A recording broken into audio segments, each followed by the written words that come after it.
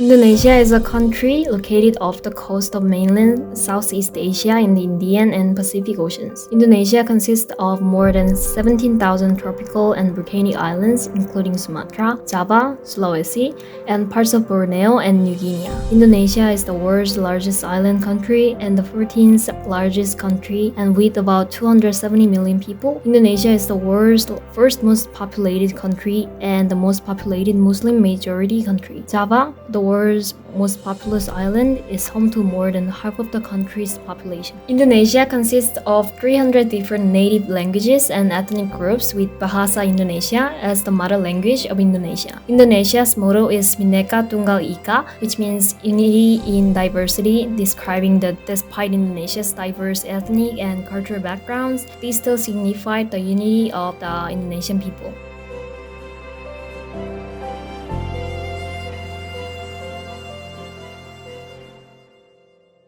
We chose Indonesia as our project's topic since we've seen that the country has been quickly increasing in recent years. It has improved not only economically, but also in terms of health and education. Indonesia has demonstrated its ability to grow consistently, and we believe it would be highly beneficial to examine the growth in recent years together. Without further ado, let's look at the graph to see how Indonesia has grown over time. In recent decades, Indonesia has been viewed as one of Southeast Asia's successful, highly performing, and newly industrializing economies. The Sukarno era is the period from 1945 to 1967, and it indicates the period after Indonesia's independence from the Japanese, when the first democratic government was established in Indonesia. During that period, there was no big economic growth compared to the time before this era. According to statistics, the average year growth rate of Indonesia's economy during 1951 to 1967 was only 3.2%. And in 1967, right after the reign of Sukarno, Indonesia's GDP per capita was $53. It was almost the lowest GDP per capita in Southeast Asia at that time. Even more, between 1949 and 1960, Indonesia experienced several economic disruptions. After the downfall of Sukarno's government, Suharto's government arose with the New Order era, in contrast to the Sukarno era, which was in 1967 to 1998.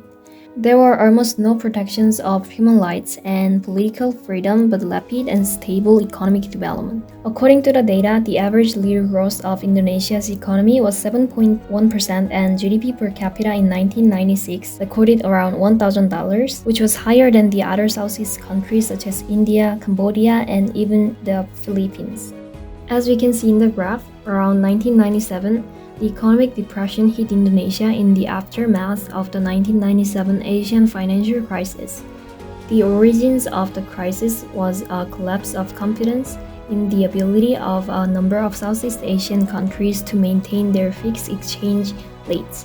Indonesia, like the majority of Southeast Asian countries, was affected by the collapse. However, despite the increase and decrease in the economic rate, Indonesia's economic rate has been steadily increasing since then and is currently increasing to a better one.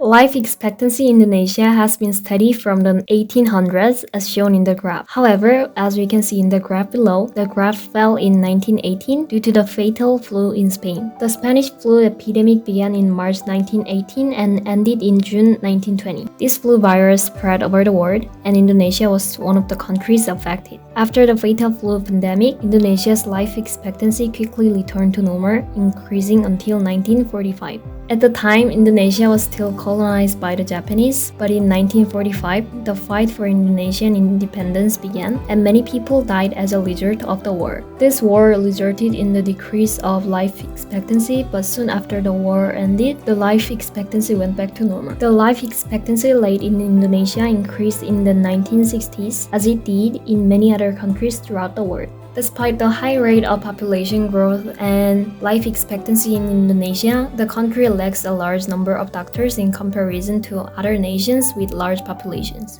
Let's compare the amount of doctors in Indonesia with other countries with large populations. In comparison to other countries that have a significant number of population, Indonesia has a small number of doctors. Despite being left behind, the number of doctors in Indonesia has expanded dramatically in recent years. The Indonesian education sector suffers from underfunding, and there are many barriers to equal access, such as poverty. And without a complete education, it's hard to get a higher paying job, which makes it much harder to break the cycles of poverty. There is also a distinction in educational quality between private and public schools. However, there is some education welfare from the government to support the unprivileged students. The government supports them by funding the national schools and providing some scholarships.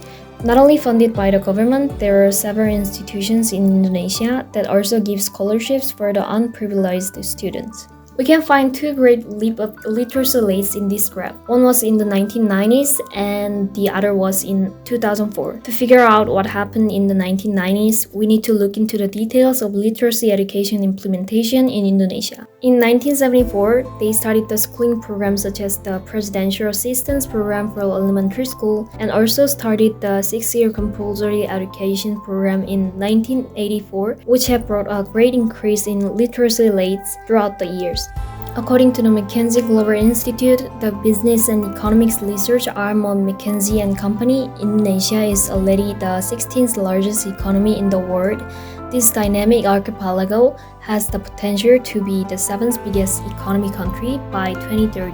It is a much more stable and diversified economy than many outside observers assume. Inflation has fallen from double into single figures, and government debt as a share of GDP is now lower than in the vast majority of advanced economies. Indonesia has a young population and is quickly urbanizing, powering growth in incomes. Between now and 2030, Indonesia will be home to an estimated 90 million additional consumers with considerable spending power.